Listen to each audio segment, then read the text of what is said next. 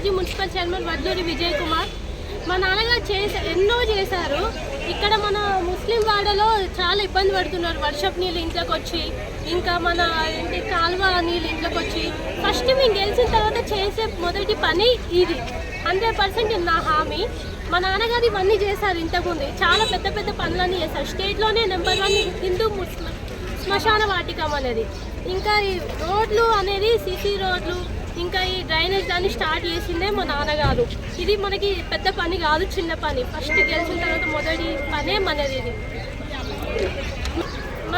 అందరు కలిసి నన్ను భారీ మెజారిటీతో గెలిపిస్తే నేను చేసే మొదటి పని ఇది. మన సీరియల్ నెంబర్ 2 మన పార్టీ కాంగ్రెస్ చేగుర్తికి ఓటేయండి అందరు కలిసి. అందరికీ నేను కోరుకునేది ఒకటే, మన చేగుర్తికి నన్ను భారీ మెజారిటీతో గెలిపిస్తే మీకు ఇచ్చిన హామీలన్నీ 100% నేను చేస్తాను.